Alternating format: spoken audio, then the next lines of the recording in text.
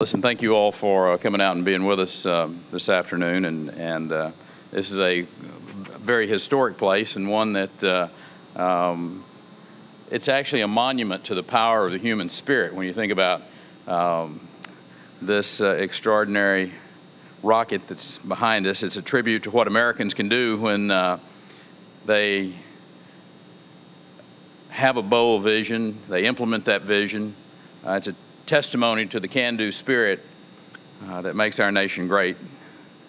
It exemplifies the greatness we can achieve through determination, vision, teamwork. For eons, mankind gazed up into the heavens and they wondered.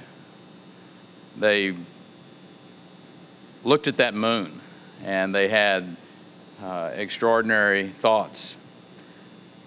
But it was the bright minds working in Texas and beyond that answered a president's bold challenge and put explorers on its surface. And I'm here today with representatives of our state's top research institutions to propose a Texas version of that legendary race to the moon, to tackle a massive problem that is facing the Gulf states and our nation's energy industry. For nearly 3 months, we've gotten daily reminders of an ongoing environmental disaster that began with the tragic death of 11 workers on the Deepwater Horizon.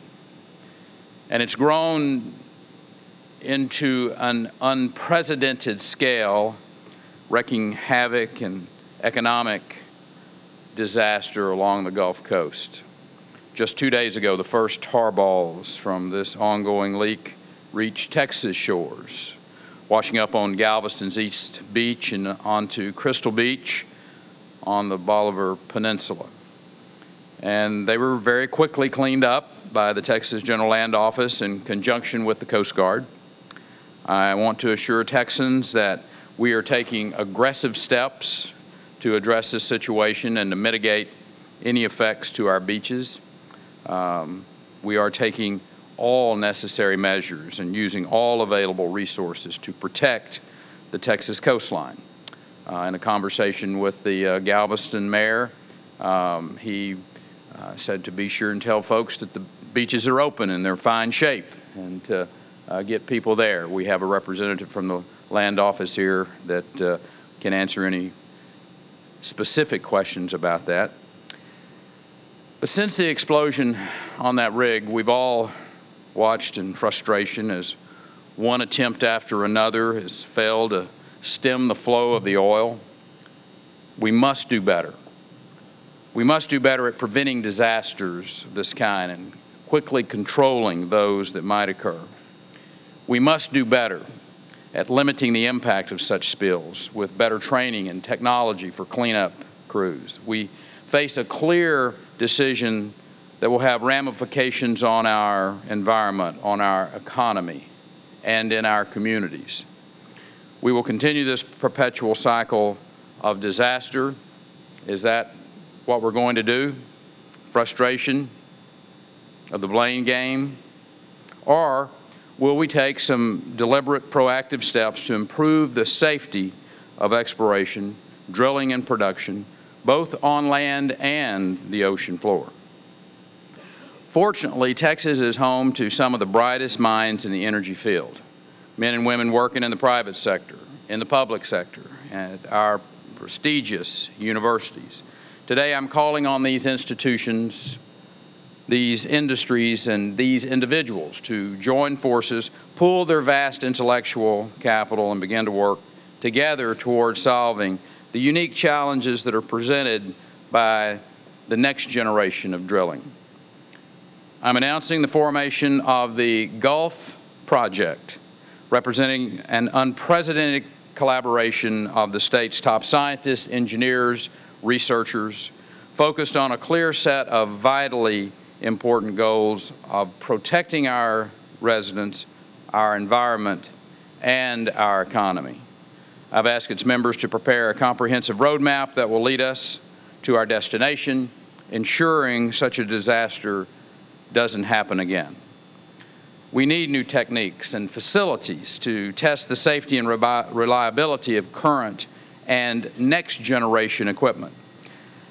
I'm told that NASA may have those types of facilities that could handle such research and innovation. We also need new technology to better monitor wells while they're being drilled and while they're in production. We need better technology to quickly control and minimize any spills that might happen, along with better resourced and trained spill management teams. We also need the help of the oil and gas industry in the form of its professional insight and much needed funding for this effort. The industry stands to lose plenty as a result of the ongoing disaster, and they have much more to gain by getting involved with the Gulf Project. Put simply, we need to make sure we're never put in this position again. And together, we can make that happen. Our state is already a hotbed of world-class research, including research into the effects of corrosion at Rice University, superconductivity at the University of Houston. University of Texas and Texas A&M are partners in the Offshore Research Technology Center. SMU has the McGuire Energy Institute. These efforts are joined and supported by groups like the Research Partnership to Secure Energy for America. RPSEA is how it's known for short. Individually and often in collaboration, they are pursuing a variety of research goals, but together, I believe they can help us reach this major goal a whole lot faster. Speed is of the essence, because frankly, we don't have any time to waste. Some have reacted to the Deepwater Horizon accident by, or I should say, by calling for a moratorium on all drilling, or proposing mountains of new regulations based more on prevailing emotions than on sound science.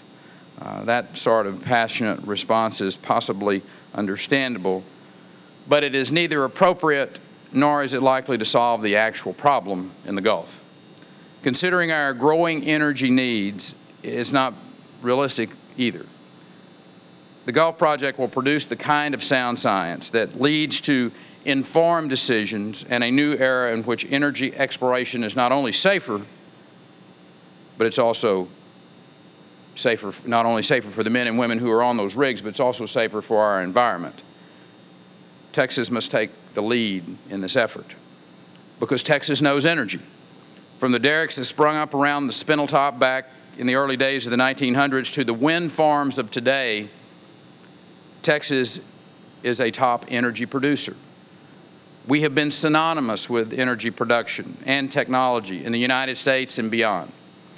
We're perfectly suited to lead the effort into improving safety and reliability in our continued quest for new and better sources of energy.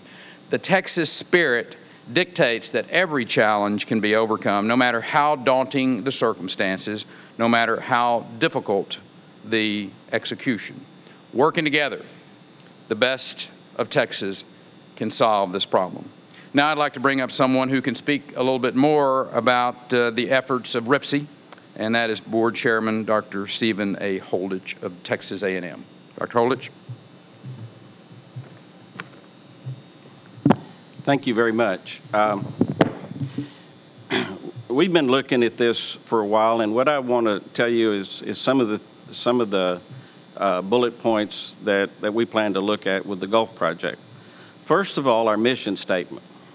The primary mission of the Gulf Project is to pull together the brightest minds in the state of Texas to formulate plans and generate ideas that can lead to research to help produce more of the oil and gas needed to power the world in a safe, efficient, and environmentally friendly manner. The participants of the Gulf Project are going to be all the state universities in Texas, a number of research organizations in Texas, industry experts, and state agencies. The Gulf Project will work on issues that make no sense for any one organization to tackle alone, such as work to advance oil spill response and cleanup technologies, train the specialized workforce we need to respond to oil crises in a timely manner, review current safety regulations and ensure that the necessary revisions are enacted, develop a vision for new tools that will be needed to handle future deep water problems with oil and gas wells. We want to commit to testing the reliability of current and next generation equipment for ultra-deep water before it is deployed. And finally, we want to review issues with drilling and completing deep shale gas wells onshore to ensure safe and environmentally reliable operations.